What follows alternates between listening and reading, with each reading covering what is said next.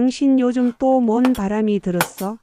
맨날 나 나가서 이혼할 돌아다니고 거야. 나이 들어서 할 줄 아는 게 뭐 있다고? 아들도 거들었다. 아빠, 이제 우리 걱정만 그만하세요. 그냥 조용히 지내시면 되잖아요. 딸은 더 직설적이었다. 아빠, 솔직히 말하면 요즘 나가서 뭘 하시는지도 모르겠고, 괜히 사고나 내지 마세요. 나는 수저를 내려놓고 일어섰다. 가슴이 뛰었지만 더 이상 참을 수 없었다. 잘 들어라. 내 목소리가 평소보다 단호했다. 나 이혼하겠다. 순간 공기가 얼어붙었다. 아내의 입이 벌어졌고 아들과 딸이 나를 빤히 쳐다봤다. 그리고 이 집에서 나가겠다. 더는 너희들에게 무시받으며 짐 취급받으며 살지 않겠다. 아침 6시 성남의 조용한 주택가에서 울린 전화 한 통. 그것은 68세 김도연의 인생을 완전히 바꿔놓을 소식이었습니다. 여보세요? 아직 잠이 덜 깬 목소리로 받은 전화였다. 고등학교 동창인 민수였다. 도연아, 상우 말인데 어제 새벽에 민수의 목소리가 떨리고 있었다. 나는 가슴이 철렁했다. 김상우, 내 50년 지기 친구. 고등학교 때부터 함께 술잔을 기울이고 은퇴 후에도 일주일에 한 번씩은 만나던 그 친구 말이다. 심정지로 갑자기 세상을 떠났어. 민수의 말이 끝나기도 전에 전화기가 바닥으로 떨어졌다. 상호는 나보다 1살 어렸다. 겨우 67세. 어제까지도 건강하다고 등산 가자고 전화했던 그 친구가 단 한순간에 이 세상을 떠난 것이다. 나는 멍하니 거실로 나와 신문을 펼쳤지만 글자가 눈에 들어오지 않았다. 내 나이도 벌써 환갑을 훌쩍 넘겼구나. 내 삶, 남은 시간이 얼마나 될까? 그때였다. 거실에서 아내의 목소리가 울려 퍼졌다. 당신 아침에 또 집 앞 골목 쓸고 왔어? 좀 앉아있어. 노인네가 체면 좀 지켜. 아내의 말은 평소처럼 차갑고 날카로웠다. 하지만 오늘은 유독 그 말이 가슴을 찔렀다. 노인네. 나는 언제부터 이 집에서 노인네가 되었을까? 평생을 가족을 위해 살아온 한 남자. 그에게 친구의 죽음은 단순한 이별이 아닌 자신의 남은 삶에 대한 깊은 성찰의 시작이었습니다. 저녁 식탁. 오늘따라 집안 공기가 더욱 무거웠다. 아내는 국그릇을 툭 내 앞에 놓고 30대 중반인 아들과 30대 초반인 딸은 스마트폰만 쳐다보고 있었다. 상호가 세상을 떠났다고 했지? 나는 조심스럽게 말을 꺼냈다. 아들이 스마트폰에서 눈을 떼지 않고 대답했다. 아, 그래요? 안 됐네요. 그리고는 다시 화면을 들여다봤다. 딸은 아예 대답도 하지 않았다. 아내는 한숨을 쉬며 말했다. 그러니까 말이야, 언제 어떻게 될지 모르는데 괜히 나서지 말고 조용히 있으라니까. 나는 수저를 놓았다. 나도 상호처럼 언제 갈지 모르는데 이렇게 살아도 되는 건가? 우리 가족은 대화도 안 하고. 아빠, 괜히 나서지 마세요. 아들이 짜증스럽게 말했다. 이제 시대가 달라요. 아빠가 경제활동도 못하잖아요.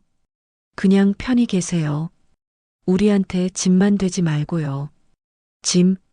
나는 이 집에서 짐이 되었다. 40년 넘게 회사를 다니며 이 가족을 먹여 살렸는데 은퇴한 지 3년 만에 짐이 되었다. 딸도 거들었다. 맞아요, 아빠. 요즘 젊은 사람들도 취업하기 힘든데 아빠가 무슨 일을 하시겠다고요? 집에서 편히 쉬시면 되죠.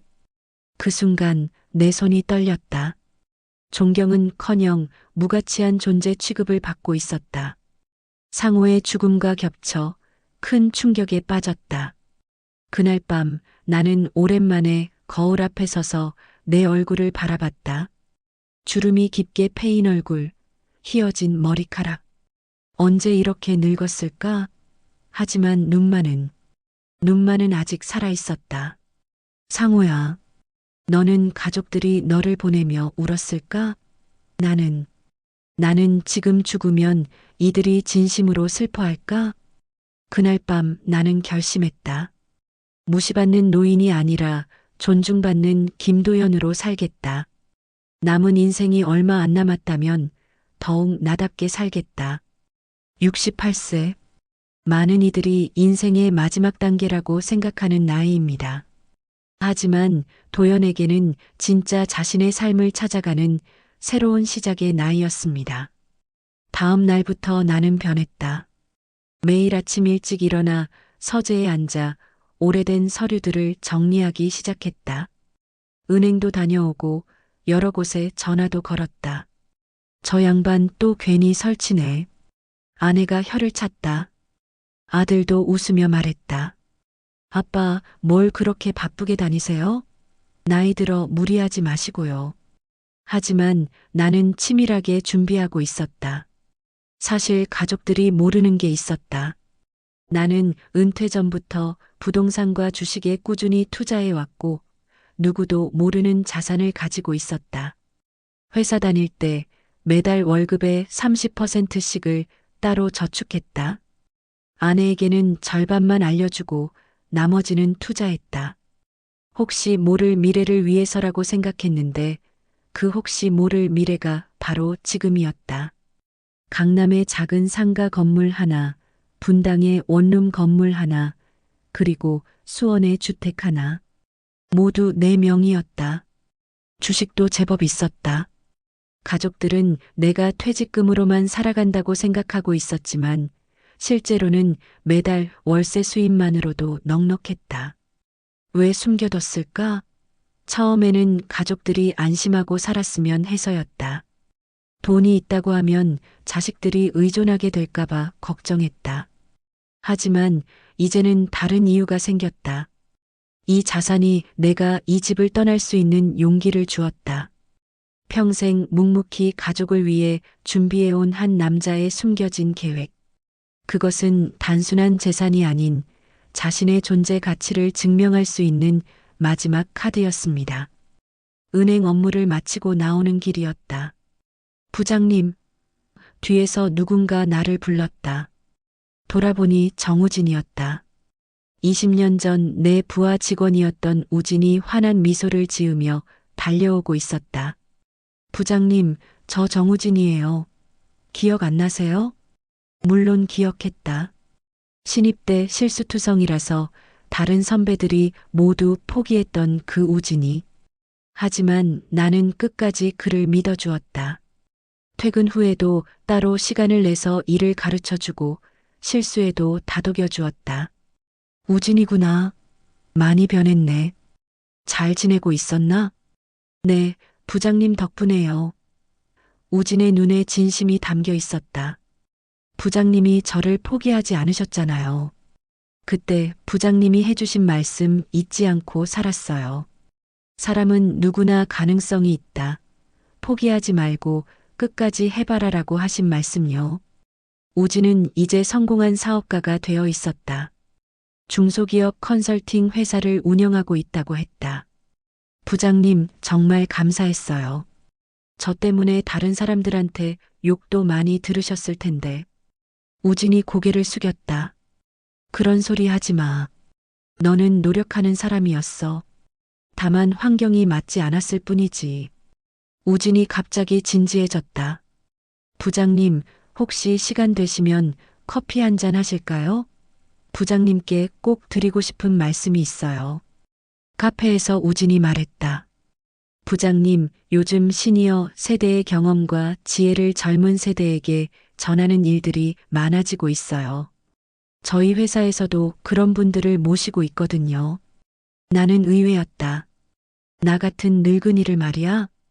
부장님 같은 분이 세상에 더 필요해요. 우진이 열정적으로 말했다. 실무 경험도 풍부하시고 사람을 대하는 방법도 아시고 젊은 직장인들한테 멘토 역할을 해주실 수 있을 것 같아요. 우진의 제안은 구체적이었다. 주 2-3회 정도 저희 회사에서 젊은 직원들 상담해 주시고 때로는 고객사에 가서 경영 조언도 해주시면 어떨까요? 물론 적절한 보수도 드리고요. 그 순간 내 마음에 오랜만에 희망이 생겼다. 그래, 나도 아직 누군가에게 필요한 사람이구나. 인생에서 뿌린 선한 씨앗은 언젠가 꽃을 피웁니다. 우진과의 만남은 우연이 아닌 도연히 평생 쌓아온 선행의 결실이었습니다.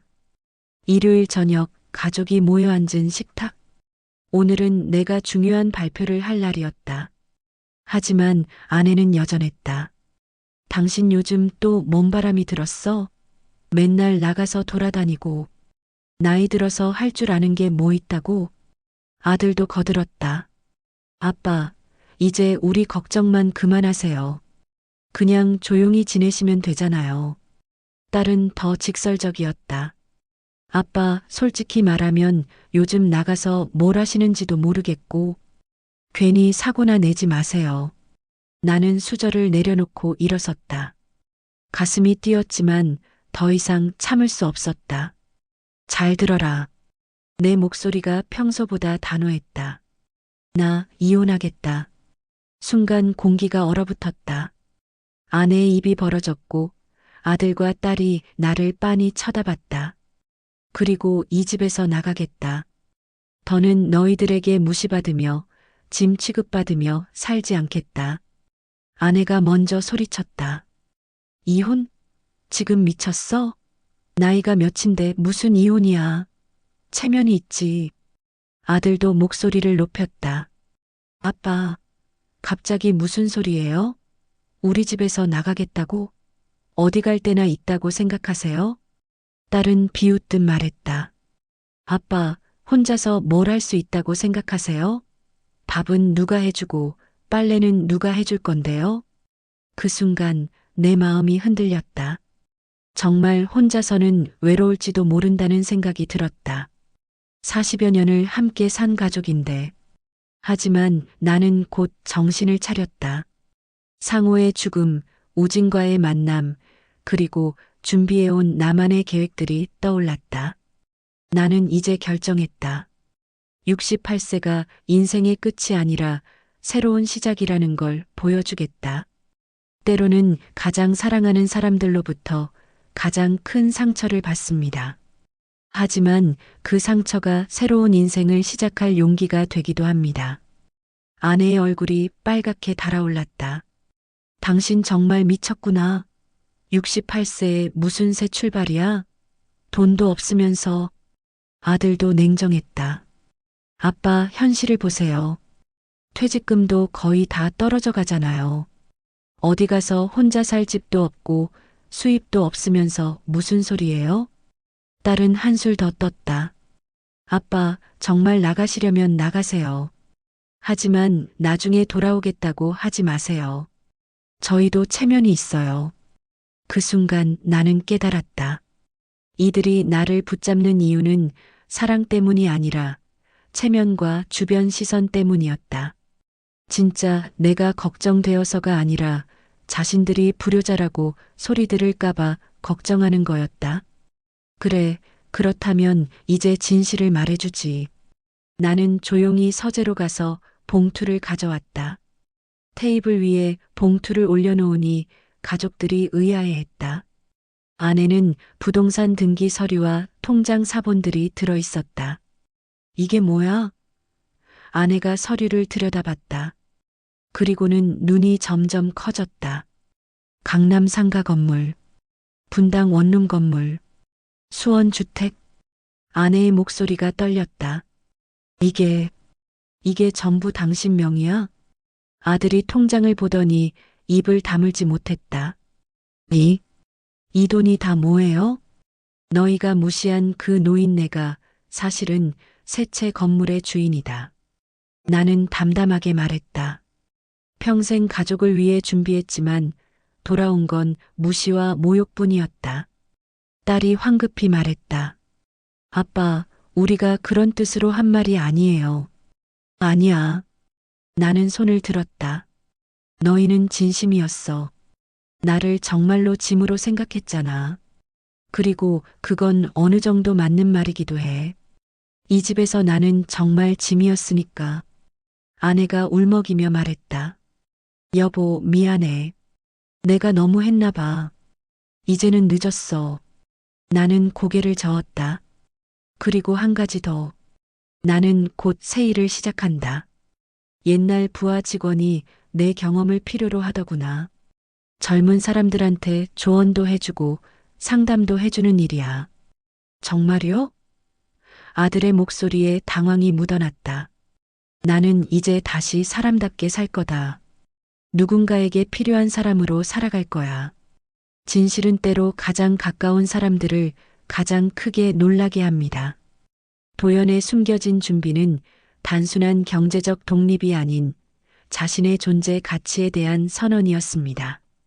며칠 뒤 나는 정말로 집을 떠났다. 가방 하나에 필요한 것들만 챙기고 분당의 원룸 중 하나로 이사했다. 40여 년 만에 혼자 사는 생활이 시작됐다. 처음 며칠은 적적했다.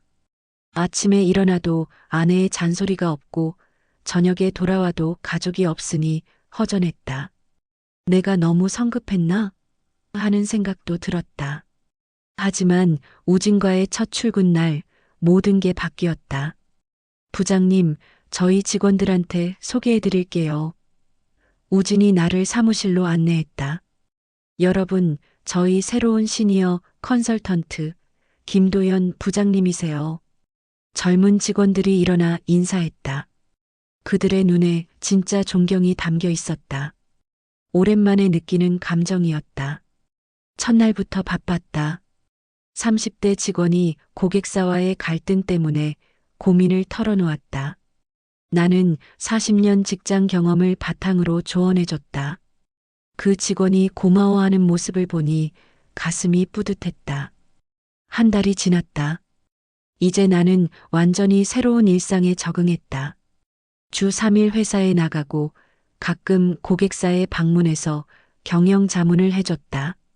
젊은 사람들이 내 조언을 듣고 문제를 해결해 나가는 모습을 보는 것이 이렇게 보람 있을 줄 몰랐다. 경제적으로도 여유로워졌다. 건물에서 나오는 월세에 컨설팅 수입까지 더해지니 혼자 살기에는 충분하고도 남았다. 무엇보다 달라진 것은 내 마음이었다. 아침에 일어나는 것이 즐거웠다. 오늘은 누구와 만나고 무슨 일을 할지 생각하니 가슴이 설렜다. 68세에 시작한 새로운 인생. 나이는 숫자에 불과하다는 것을 도연은 몸소 증명하고 있었습니다. 석 달이 지난 어느 날 우진으로부터 전화를 받았다. 부장님, 사모님이 회사로 전화하셨어요. 가슴이 덜컥했다. 뭐라고 하던가? 남편이 어떻게 지내는지 궁금하다고 하시더라고요. 목소리가 많이 힘들어 보이셨어요. 그날 저녁 오랜만에 옛집 근처를 산책했다. 우리 집 불빛이 보였다. 유리창 너머로 가족들이 저녁을 먹는 모습이 보였다.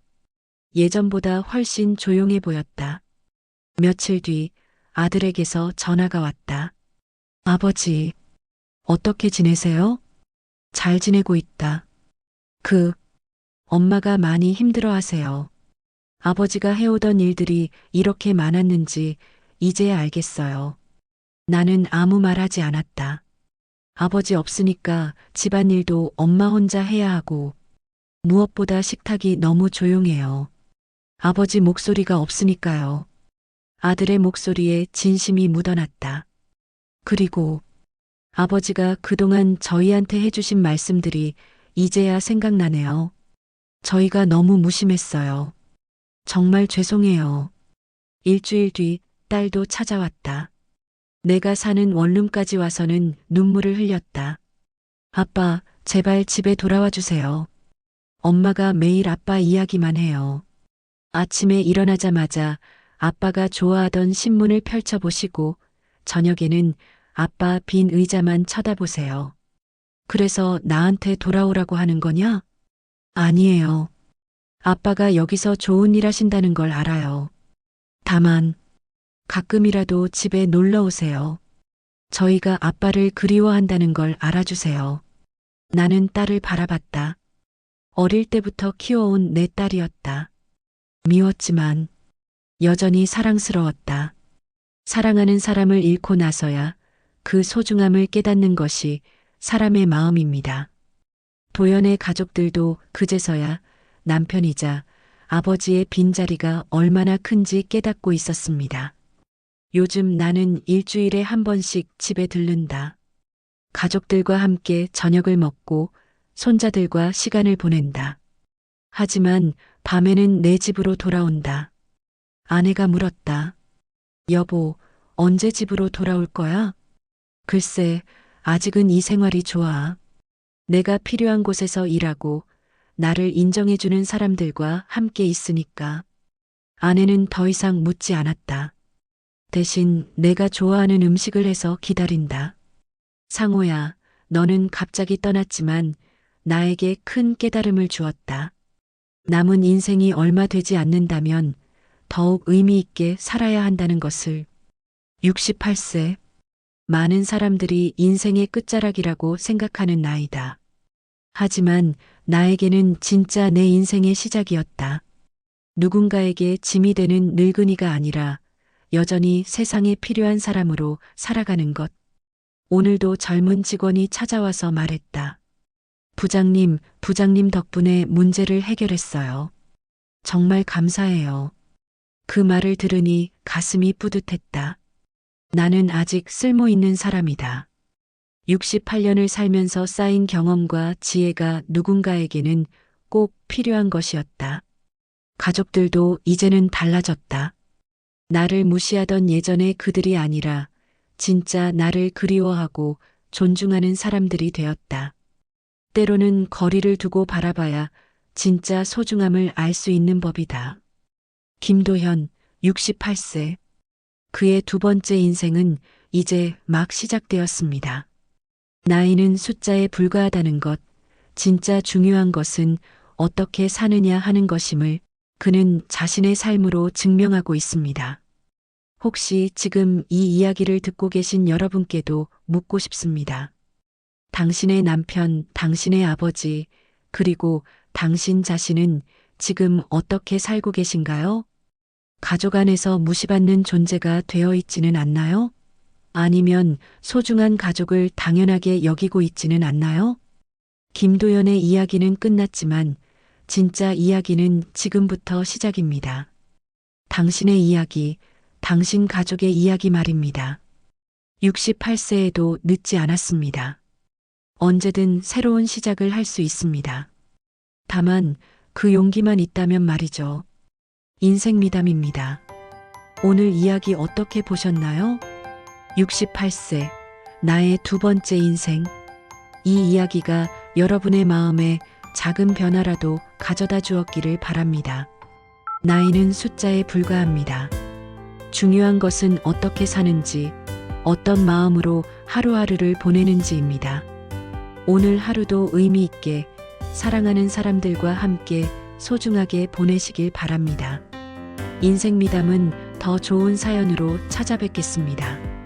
구독, 좋아요, 알림 설정은 사랑입니다.